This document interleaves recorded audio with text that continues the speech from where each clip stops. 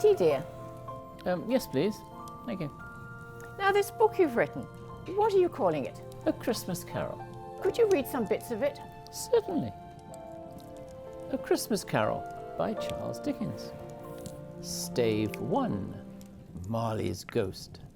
Marley was dead to begin with. There's no doubt whatever about that. What a silly way to start a book. Oh, hang on. Yes, but it gets better. Scrooge's nephew comes in and says, "A Merry Christmas, Uncle. God save you." "Bah," said Scrooge. "Humbug." "Christmas a humbug, Uncle?" said Scrooge's nephew. "You don't mean that, I'm sure." "I do," said Scrooge. "Merry Christmas. What right have you to be merry? What reason have you to be merry? You're poor enough." "Come then," returned the nephew gaily. "What right have you to be dismal? What reason have you to be morose? You're rich enough." Scrooge, having no better answer ready on the spur of the moment, said "Bah," and "Bah" again, and followed it with "Humbug. Every idiot who goes about with Merry Christmas on his lips should be boiled with his own pudding and buried with a stake of holly through his heart." Well, this is rubbish. Depressing, if you ask me. Hang on. Wait, it gets better. And then Scrooge gets home. His dead partner Marley visits him as a ghost and says, "You will be haunted by 3 spirits." And then the first spirit comes. It was a strange figure, like a child. "I am the ghost of Christmas past." "Long past?" inquired Scrooge. "No, your past." They passed through the wall and stood on an open country road, with fields on either hand. The city had entirely vanished. It was a clear, cold, wintry day, with snow upon the ground. "Good heavens," said Scrooge. "I was bred in this place. I was a boy here." So he sees scenes from his childhood? Yeah, And then? It reminds him of happier times and how he used to enjoy Christmas. And then in comes the ghost of Christmas present. The giant jolly fellow with a robe and a flaming torch and food spread around him. And he talks to Scrooge about how Scrooge only values money. And then he takes him to see Scrooge's assistant, Bob Cratchit, and his family having Christmas dinner. They are very poor and they have a very scanty Christmas, but they enjoy every bit of it together.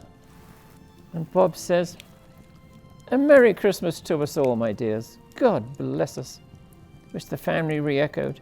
"God bless us, every one," said Tiny Tim, the last of all. You see, Tiny Tim's a small boy and he's very sickly. "Spirit," said Scrooge, "tell me if Tiny Tim will live." "I see a vacant seat," replied the ghost, "in the poor chimney corner, and a crutch without an owner, carefully preserved. If these shadows remain unaltered by the future, the child will die."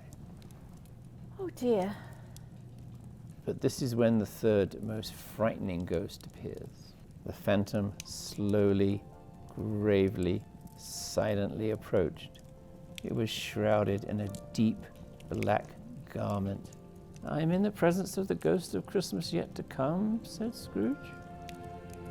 The spirit answered not, but pointed downward with its hand. "You're about to show me shadows of the things that have not happened, but will happen in the time before us?" Scrooge pursued. "Is that so, Spirit?" And it is so.